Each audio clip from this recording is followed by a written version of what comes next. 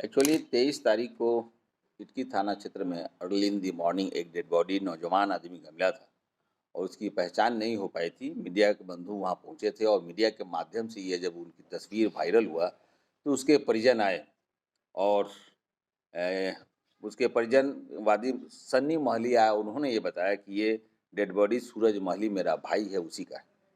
तब से वहाँ से जांच पड़ताल के लिए हम लोगों ने डीएसपी साहब बाखला के अंदर में ये दिए। चूँकि सनसनी फैल इसलिए भी गया था कि उसका डेथ गोली लगने से हुई थी।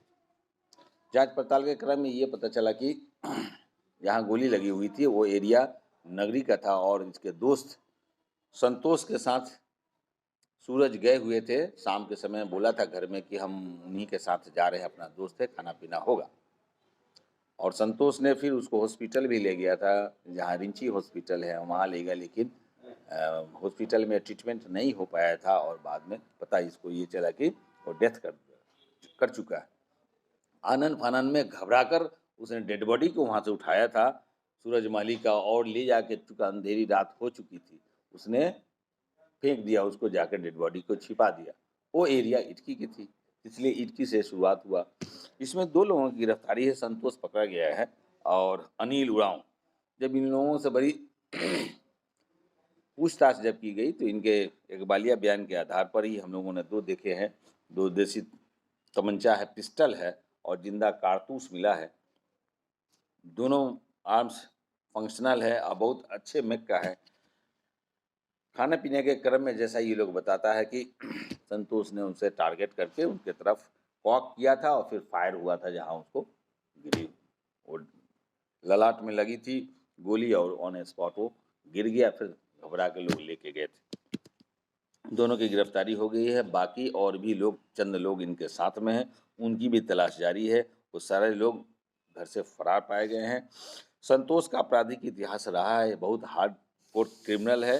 पहले भी डकैती वगैरह के केसेज में वो जेल जा चुका है। इसके डकैती वाला जो सामान था वो भी बरामद हुआ था। बहुत दिनों तक ये जेल में रहा, कन्विक्शन भी हुआ है। अभी जेल से जब निकला है तो ये इसका धंधा फिर वही शुरू हुआ।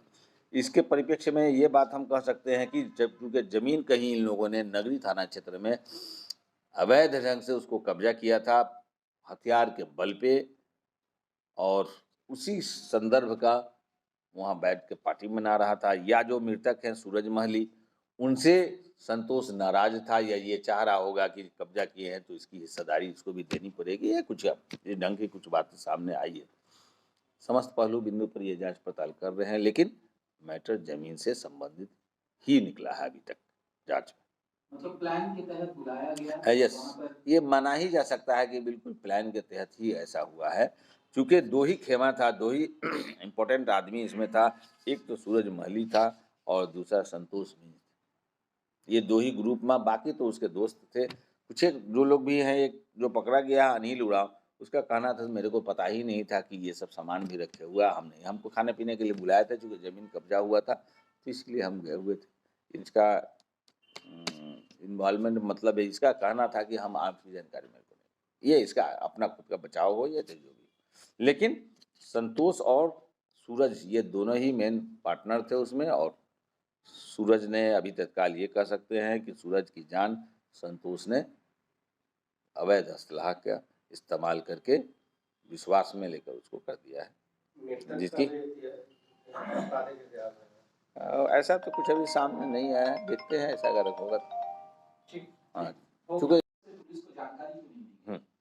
ये अस्पताल लोग रिंची हॉस्पिटल लेके गए थे तो उन लोगों ने ये देखा कि गोली लगी हुई है, तो ये पुलिस का मैटर है, हो सकता है उसके लिए वो डर गए और उनसे जांच के लिए नहीं कर पाया, उनको वापस किया, जिसमें प्रोफिज ब्लीडिंग के कारण मृतक ये डेथ किया।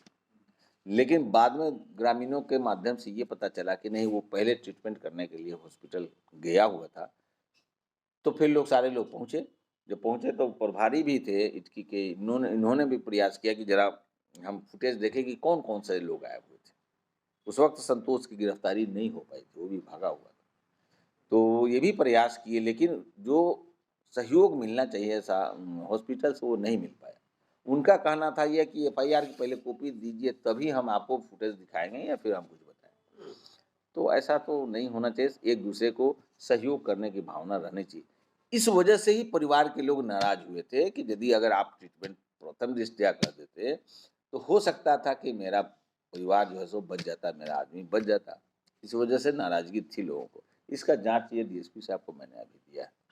सर, तो अगर कर बुलेट इंजरी है और फिर भी पुलिस को जानकारी नहीं दी हाँ, गई, तो क्या कार्रवाई होगी ऐसे? यही लेचेस तो हम मान ही रहे हैं ना।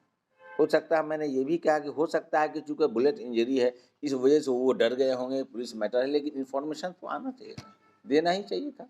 कभी भी किसी परिस्थिति में कोई हॉस्पिटल में यदि अगर जाता है, तो पहला धर्म बनता है कि उसका ट्रीटमेंट करने के लिए प्रथम दृष्टया जितना हो सके उसके बाद आगे फॉरवर्ड करना था। बैंडेज है या ब्लीडिंग अगर हो रहा है, तो पहला तो काम है ना उसको लाइफ तो सेव करना है, चाहे वो अपराधी हो, चाहे कोई भी। ये तो होना मानवीय दृष्टिकोण से होना ही चाहिए।